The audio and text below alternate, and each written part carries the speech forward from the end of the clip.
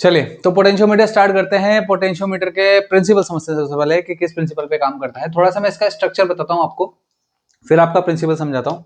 तो potentiometer basically metre bridge जैसा ही होता है, जैसा हमने मीटर ब्रिज समझा वैसा ही इसका बेसिक स्ट्रक्चर वैसा ही होता है कि एक वुडन बॉक्स, वुडन बोर्ड होता है इस तरह से, ठीक, उस पे वायर होता है। अब मीटर ब्रिज में क्या होता है कि सिंगल वायर होता है 1 मीटर का।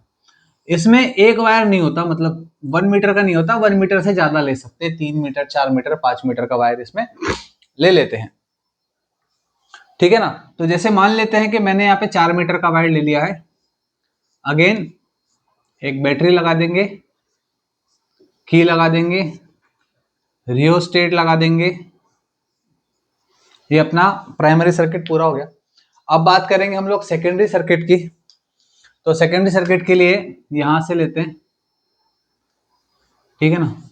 अब इसमें 2 वे की लगेगी, ऐसे 2 बैटरीज लगेगी, यहाँ पे 2 वे की लगेगी और फिर यहाँ पे लगेगा गैल्वेनोमीटर और फिर लग जाएगा जॉकी जे, ठीक।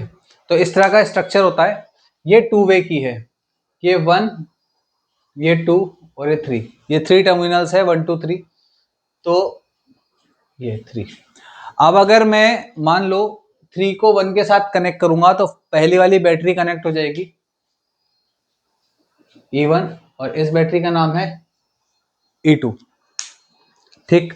तो ये वुडन बॉक्स होता है, वायर होता है, बैटरी E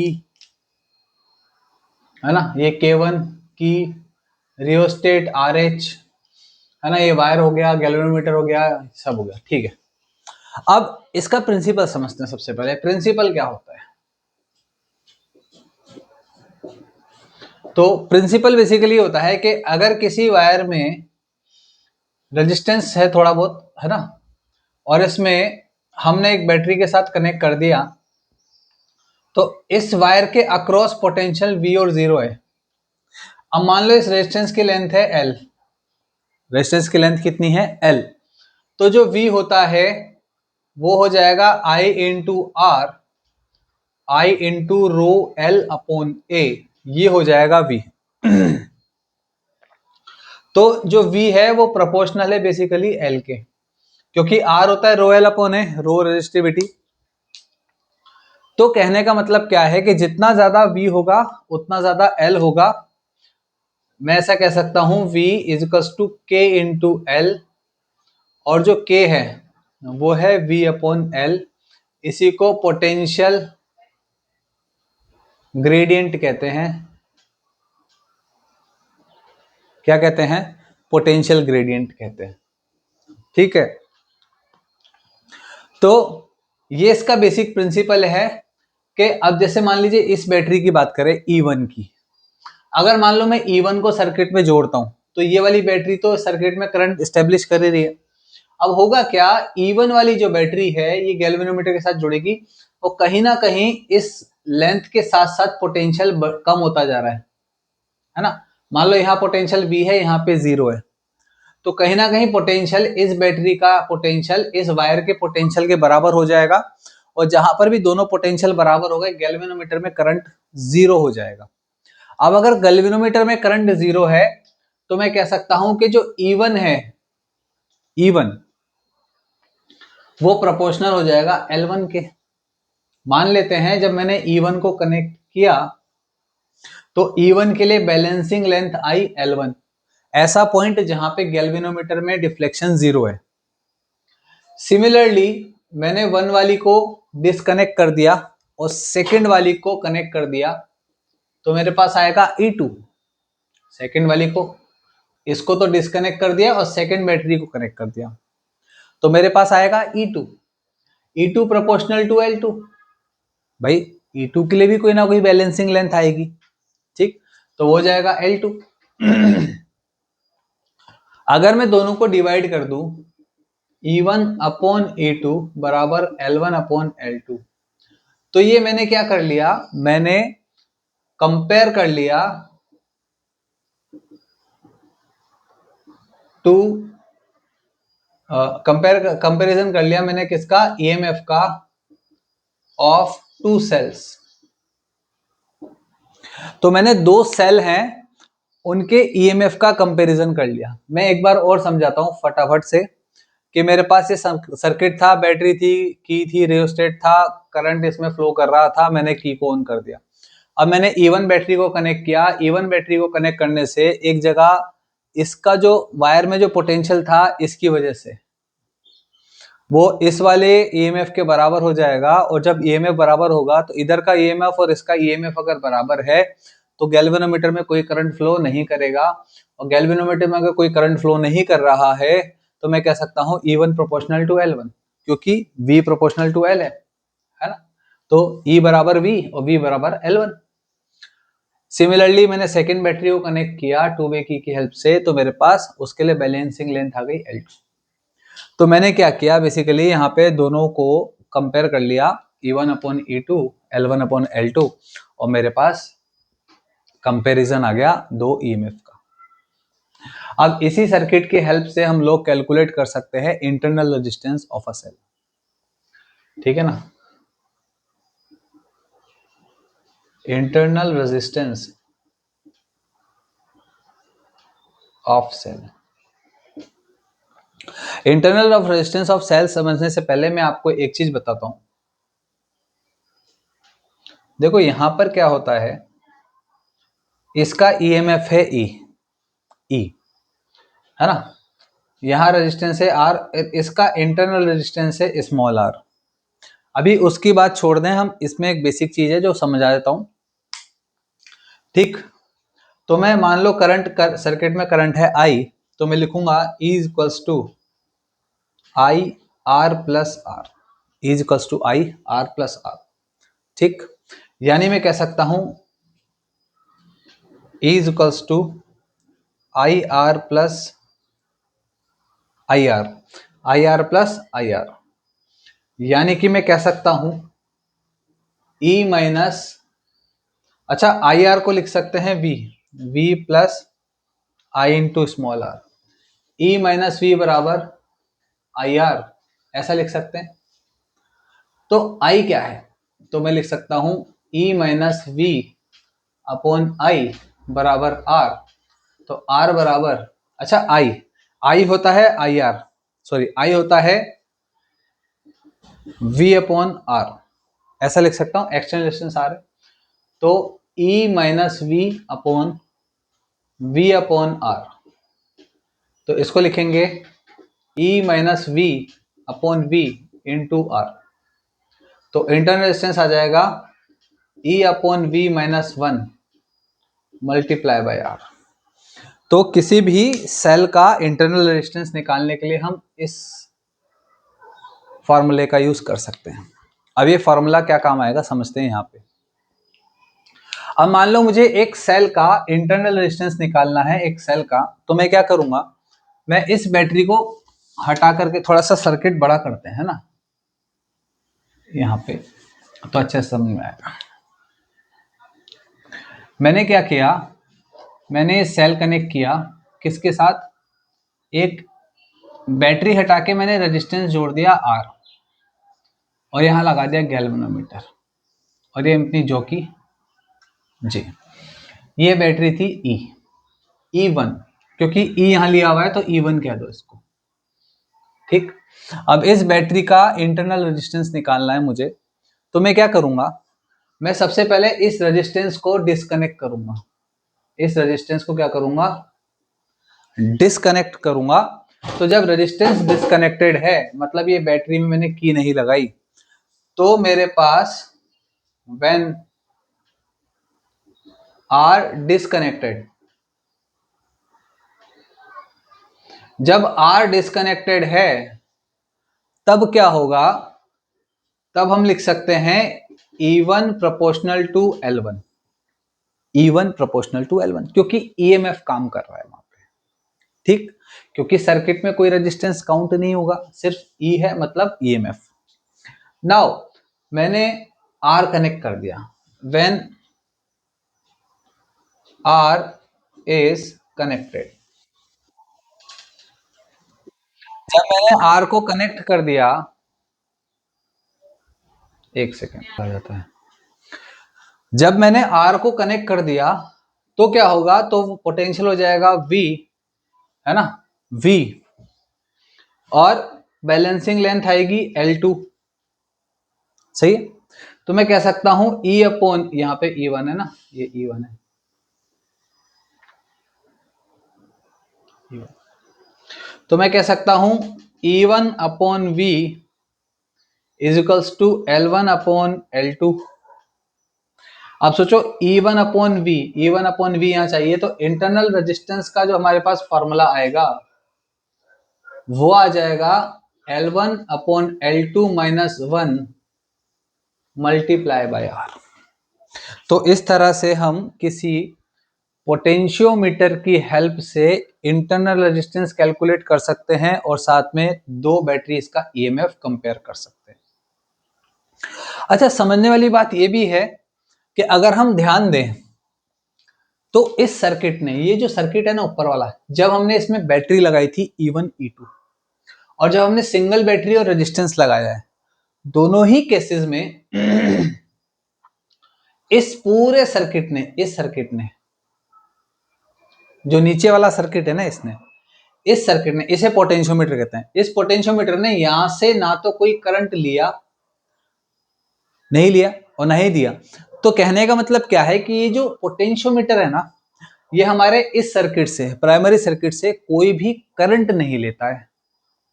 अब करंट नहीं लेने से फायदा क्या होता है कि जो भी वैल्यूज आ रही है वो एक्चुअल आ रही है। इसे आइडियल वोल्टमीटर भी कह सकते हैं हम लोग। Potentiometer is also called ideal voltmeter because ये ऊपर बैटरी से कोई भी करंट नहीं लेता है ना, it does not draw any current from the circuit. ठीक है, तो इस तरह से हम ईएमएफ का कंपैरिजन कर सकते हैं और इंटरनल रेजिस्टेंस कैलकुलेट कर सकते हैं इजीली। ठीक है, इसका प्रैक्टिकल भी मैंने वीडियो डाला हुआ है, आप चाहो तो वहां से जाकर के प्रैक्टिकल देख सकते हो। ठीक है, चलो आगे चलते हैं। चलिए, तो क्वेश्चन में क्या कह रहा है, a potentiometer wire is 10 metre long. तो वायर की लेंथ दी है 10 मीटर, ठीक है ना, और उसका रेजिस्टेंस है 18 मीटर, रेजिस्टेंस है 18 metre, connected to a battery of EMF 5 volt. तो ईएमएफ दे दिया 5 volt, internal resistance 2 ohm, capital R 18 ohm है।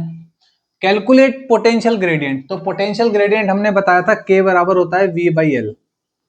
अब पहले V निकालना पड़ेगा, V होता है I into R upon L. अच्छा, तो I कैलकुलेट करना पड़ेगा। I कैलकुलेट करने के लिए हम क्या करेंगे, E अपॉन आर लिख देंगे, R प्लस आर लिख सकते हैं। E बराबर I R प्लस आर होता है ना, इसलिए तो I आ जाएगा E कितना दिया हुआ है, 5 वोल्ट दिया हुआ है E, और R प्लस आर तो हो जाएगा 5/20 यानी कि 1/4 एम्पियर। तो करंट आ गया 1/4 एम्पियर, तो आएगा 1/4 इंटू आर, आर की जगह कहाँ है 18, और लेंथ कितनी दी है 10 मीटर। तो ये आ जाएगा आंसर अपने पास। ठीक है ना, ये हो जाएगा 4.5, 0.45 वोल्ट पर मीटर। ये पोटेंशियल ग्रेडियंट आ गया वोल्ट पर मीटर में। ठीक है ना, क्या करा के वोल्ट, ये पोटेंशियल ग्रेडियंट होता है के वी बाई एल, वी बराबर होता है आई आर अपॉन एल। तो आई निकालने के लिए ई आर प्लस आर करके आई निकाला और हमने फॉर्मूले में रख दिया, आंसर आ गया। अब देखो गलती क्या हो सकती है, आप यहाँ पे ई बाई एल भी कर सकते हैं बच्चे। ई बाई एल नहीं करना होता है पोटेंशियल ग्रेडियंट के लिए, वी बाई एल करना होता है। ई होता है इलेक्ट्रोमोटिव फोर्स और वी होता है वोल्टेज या potential difference across the two terminals of the resistance. ठीक है, नेक्स्ट क्वेश्चन देखते हैं। देखिए नेक्स्ट क्वेश्चन कितना प्यारा सा है, सिंपल सा है। कह रहा है a cell can be balanced against 110 centimeter and 100 centimeter of potentiometer wire respectively when open circuit। तो जब ओपन सर्किट है तो 110 मीटर सेंटीमीटर पर वो बैलेंस हुआ है, और जब सर्किट को शॉर्ट कर दिया, short circuit through resistance of 10 metre, ये कैपिटल आर दे दिया आपको, तब ये 100 सेंटीमीटर पे बैलेंस हुआ है। यानी कि मैं कह सकता हूं L1 अपने पास आएगा 110 सेंटीमीटर, L2 आएगा 100 सेंटीमीटर। ठीक, और पूछा है इंटरनल रेजिस्टेंस स्मॉल आर। तो आर क्या होता है, आर होता है L1 upon L2 minus 1 into are, अभी बताया मैंने आपको। तो L1 है 110 upon 100 minus 1 into R, R की वैल्यू है 10। इसको सॉल्व कर लेंगे, आंसर आ जाएगा। तो आ जाएगा 10 अपॉन 100 इंटू 100। देखिए यहाँ पे 110 में से 100 माइनस हो जाएगा तो ऊपर बचेगा 10, अपॉन में बचेगा 100। कितना हो जाएगा ये, अच्छा 10 मल्टीप्लाई में 10 100, ये आ जाएगा 1 ओम। तो इंटरनल रेजिस्टेंस जो हमारे पास आएगा वो आएगा 1 ओम। बेसिक फॉर्मूला, एकदम बेसिक क्वेश्चन था, फॉर्मूला बेस्ड, तो हमने उसको सॉल्व कर दिया। आगे नेक्स्ट क्वेश्चन देखते हैं। चलिए, तो ये क्वेश्चन में क्या कह रहा है, एक सेल है 2.25 वोल्ट का, तो E गिवन है 2.25 वोल्ट, ईएमएफ है इसका, ठीक है ना। Gives a balance point at 30 centimetre, यानी कि इसकी जो लेंथ आएगी वो 30 सेंटीमीटर आएगी। Balancing length is 30 centimetre. Now cell is replaced by another cell, दूसरा सेल लिया है और उसकी बैलेंसिंग लेंथ आई है हमारे पास 60 centimetre. What is EMF of second cell? Basic E1 upon E2 L1 upon L2, that's it, इतना सही करना है। तो E2 आ जाएगा हमारे पास L2 by L1 into E1, L2 है 60 अपॉन 30 2.5, तो E2 की वैल्यू आ गई हमारे पास 5 ओम, सॉरी 5 वोल्ट, यानी कि सेकंड सेल का जो ईएमएफ हो 5 वोल्ट है। ठीक, एकदम बेसिक फॉर्मूला था, बेसिक क्वेश्चन था। चलिए अब चलते हैं नेक्स्ट क्वेश्चन पर। चलिए, तो नेक्स्ट क्वेश्चन क्या कह रहा है, एक सर्किट दिया है, मैं थोड़ा सर्किट एक्सप्लेन कर देता हूं। यहाँ पे 2 वोल्ट की बैटरी है, 15 ओम का रेजिस्टेंस है, ए से लेके बी तक, ए बी है 1 मीटर लॉन्ग वायर और इसका रेजिस्टेंस है 10 ओम। मैं लिख देता हूं, इसका रेजिस्टेंस है 10 ओम। ठीक, ये सब दिया है। नीचे सेकेंडरी सर्किट में 0.3 1.2 1.4 की बैटरी है और ये सब गिवन है। पूछा क्या है उस पर आते हैं। सबसे पहली चीज उसने पूछा है ये potential gradient along A B. तो पोटेंशियल ग्रेडियंट निकालेंगे ए बी के अलोंग, निकालना आसान है। पोटेंशियल ग्रेडियंट होता है K equal to V by L, L है यहाँ पे 1 मीटर, अब V निकालना है तो V होता है I into R।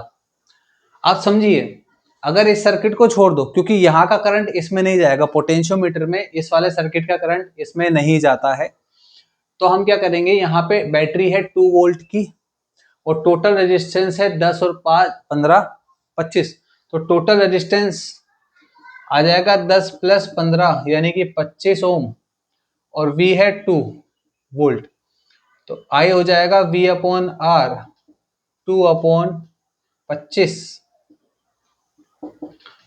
2 upon 25 20.8 0.8 ampere, ये करंट आ गया। अब तो K निकालना आसान हो गया, 0.8 मल्टीप्लाई बाय 10, ये है ना 10 ओम है, I into R upon length, length है 1 मीटर, तो K कितना आ जाएगा 8।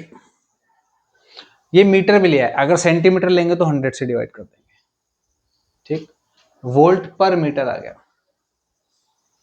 नाउ सेकंड क्वेश्चन में कह रहा है length of OA when deflection in galvanometer is 0, मतलब ये यहां से यहां तक की लेंथ बतानी है आपको, ये लेंथ, इसमें डिफ्लेक्शन 0, इसमें डिफ्लेक्शन 0 का मतलब कि यहाँ का पोटेंशियल और यहाँ का पोटेंशियल बराबर करना है, सिर्फ उतना।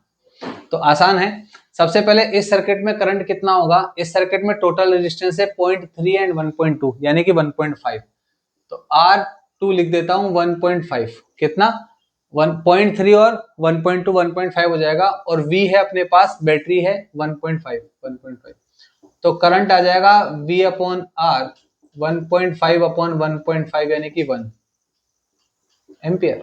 जी हाँ, 1 एम्पियर करंट आ गया। अब अगर करंट 1 एम्पियर है यहां पे,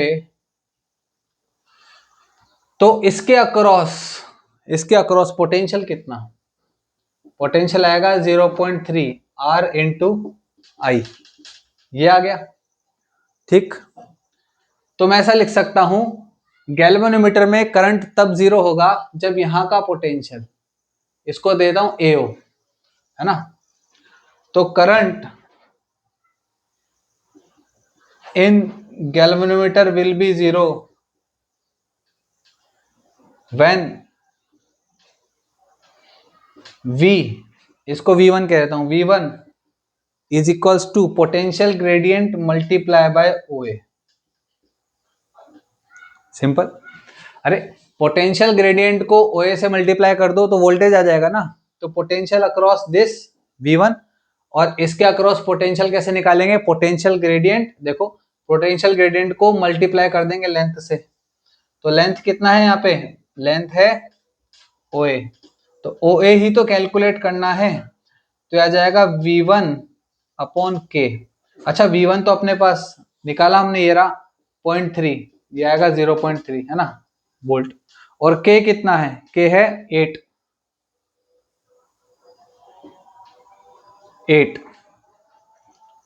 ठीक है ना। तो 3/8, ये अप्रोक्सीमेट आएगा 0.38 या 24, 8 या 24, 0.03, 0.034, यानी कि 34 सेंटीमीटर के आसपास कुछ आएगा, ठीक है ना आंसर। 34 सेंटीमीटर या 35 कुछ आएगा, वो आप कर सकते हो सॉल्व। तो इस तरह से हम यहाँ पे बैलेंसिंग लेंथ भी निकाल लेंगे, ठीक है। चलिए।